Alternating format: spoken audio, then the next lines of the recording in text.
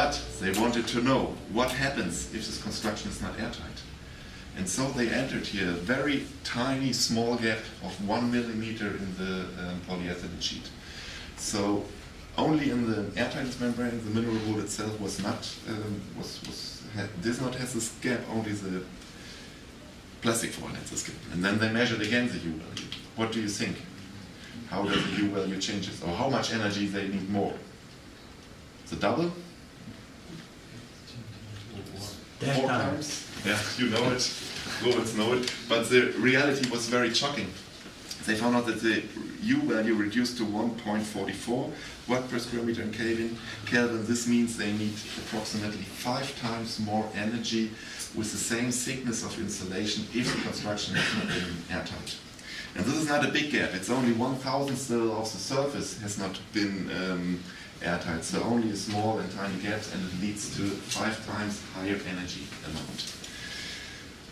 Yeah, and these results have been so shocking that they created in Germany a law that all houses must be built airtight since the year of 1995. And now, nearly 30 years later, 23 years later, we are still on the stage fighting that it will be implemented in the building site, so it's really a long way to do it. Good, but it was really shocking, so 5 times more energy.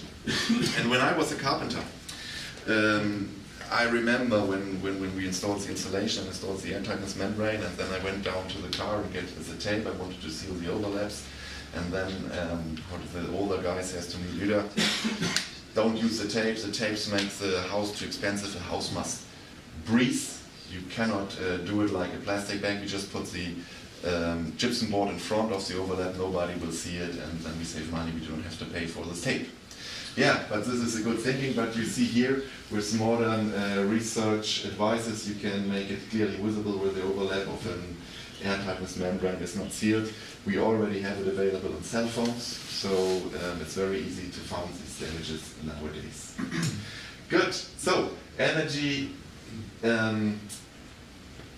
When you build a house and you need more energy than expected, it's not nice for the house owner, but it's not dangerous in the first case. Of course, you have to pay more, you need more energy, you have made a discussion with your clients or with the customers, but it can be that he's using the house the wrong way. And more dangerous are building damages due by moisture, because we found this moisture inside the construction. It's not visible from the outside. And the first consequence we have when we have moisture in the construction is mold. So we have mold growth is the first case, and mold can make us very sick.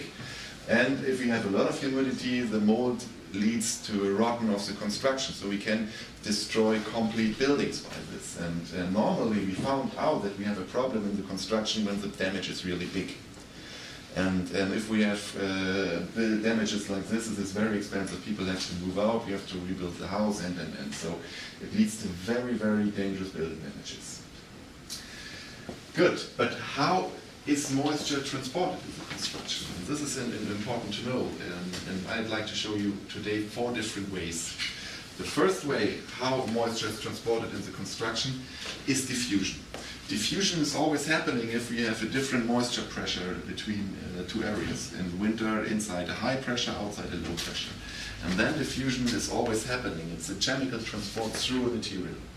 It's happening everywhere when we have different moisture pressure. We can very easily control diffusion, but we cannot avoid it. So diffusion is happening, and so we have to find a way how to deal with it. The second way is convection. Convection means we have a hole in the airtightness layer, warm air is streaming in, fans on the outside, a cold surface, and the humidity is condensating. The third way is flank diffusion. This means it's a diffusion transport via a building flank, which is not calculated before. And the fourth way, I'm quite sure you found it in every building worldwide, is some faulties in the building process. Because where we are building our houses, in the laboratory, No, we're building it on site. And on site it's always weather like this. We have maybe people who are not so motivated, people who are not so educated. We have all these connecting points between the different people, the plumber, the carpenter, the electrician. So every time it can happen something that more moisture is transported into the construction. And how big the moisture transport is, I'd like to show you now in the coming slides. Good. What is diffusion? And this is what everybody has heard. Diffusion we can calculate during the planning process. This is a chemical transport through a building material. And diffusion is happening because the moisture, air can transport, depending on the temperature, a different amount of moisture. So the colder the air is, the lower the amount of moisture is what the air can transport. The higher the temperature gets, the higher the moisture is getting. And it's not a line, it's like a curve, so yeah, so it's a big difference. And when we take a look at a normal winter day in Riga, we have in winter minus 10 degrees on the outside and a relative air humidity of 80%. So 100% air humidity we have when a cubic meter of air transports 2.1 grams moisture. 80% means in total per cubic meter of air we have 1.7 grams moisture per cubic meter. On the inside at the same time we have higher temperature, maybe 20 degrees, but clearly lower relative air humidities. But 50% at 20 degrees means we have 70.3 grams, and the half of it means in total we have 8.7 grams per cubic meter humidity, real humidity on per cubic meter on the inside. And the diffusion is always going from the side where we have higher moisture content in the air to the side where we have lower moisture content in the air. This means it's always going from the warm to the cold side because of this behavior of the air. Good, but how can we control diffusion? We can control diffusion very easily when we have on the inside of a component a material which is diffusion retarding, which is tight against moisture entry. And everybody of you knows it, I guess, or most of you knows it. On the inside we need materials with a higher SD value. Does everybody knows what an SD value is? Maybe yes or no, but I explain it with a couple of slides. So, to compare it or to give an idea how tight a material is against moisture penetration, against diffusion, we compare every building material with air. So the mu value says how tight a material is against diffusion, and the mu value of 1 is the resistance of air. So everything is compared with air. So we take a look at the mineral wool. Mineral wool is as open against diffusion as air is, so we have normally the same mu value of 1 or of 2, so it's a very open material. Then we have a vapor retarder, maybe an OSB board, which can have a mu value of 10,000, no, it must be membrane, OSB boards are clearly more open. Or we have a PE vapor barrier plastic film, which offers a mu value of 100,000. This means PE is as a material 100,000 times more diffusion tight than air is. And now we have to bring all material in relationship with its built-in thickness. So insulation layer can be 20 or 30 centimeters. A membrane can have a thickness of 0.1 millimeters, so we have complete different thickness. And so the SD value we can calculate when we multiply the mu value with the thickness in meter. Now we take an example, an OSB board, which is used in construction on the inside as a vapor barrier sometimes. We have an OSB board, and we found in the technical data sheet that the mu value is, as an example, 250. The thickness we built in is 1.2 centimeters, means 0.012 meter. And when we put it into this formula, we have the SD value 250 by 0.012 meters, and we achieve an SD value of 3 meter. And this means that this OSB board with a thickness of 1.2 centimeter offers the same resistance against diffusion like a 3 meter standing air layer. And so we compare every material against air, and yeah, 3 meter SD value on the inside is enough to protect the construction against moisture entry in winter.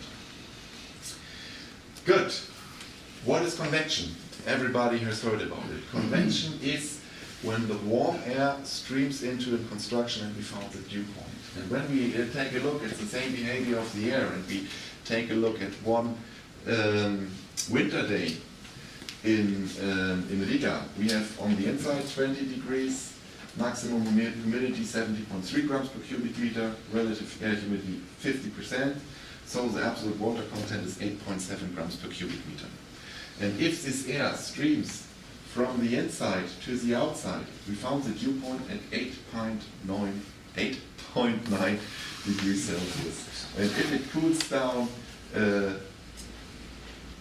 to lower temperature, we have the creation of fog. And if this fog is meeting cold surfaces, like a subproof membrane, like a cold insulation material, as an example, it's condensate. It's condensating. Every cubic meter which is transported to the outside leads to a condensation of 7 gram per cubic meters. This does not sound a lot, but when you do a blower door test in Latvia, or other way, how big is the volume of a normal one-family house you built here in Latvia in cubic meters? 300. 300?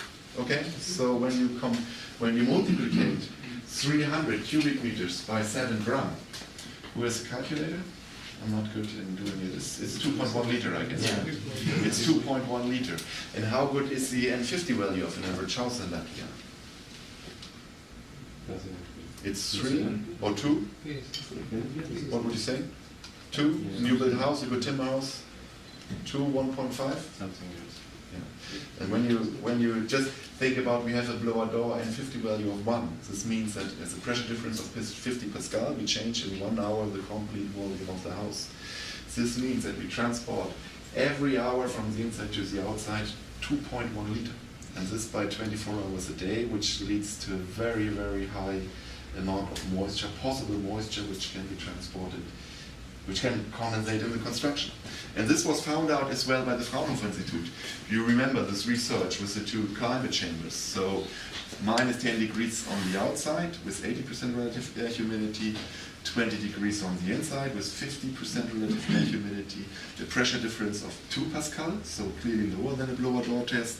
On the inside, and vapor barrier, it was a PE membrane, SD value 30 meters, so very, very diffusion tight. And then they calculated and measured how much moisture is transported in the construction by diffusion. This means by the transport through the material itself. And they found out, again, theory and practice is the same, a half a gram water is transported in this construction within 24 hours. But now they entered again the small gap, and they wanted to know how high is the water content, which is transported by diffusion, because now warm air can stream in and condensate within the construction. What do you think? How much water they have found? Much. 5 times more? 100 times more. Right direction. They found out 1,600 times more moisture in the construction than calculated. Than 800 grams water, only by this air stream. Warm air can stream in and condensate. Of course, it's not a realistic situation. No gypsum board on the inside, no finish on the outside, but you see the clear difference. And this is what makes it so dangerous. So what we can calculate is diffusion, half a gram water, but what we cannot calculate is convection. And the amount is clearly higher. And convection is the main reason why we found building damages in timber constructions.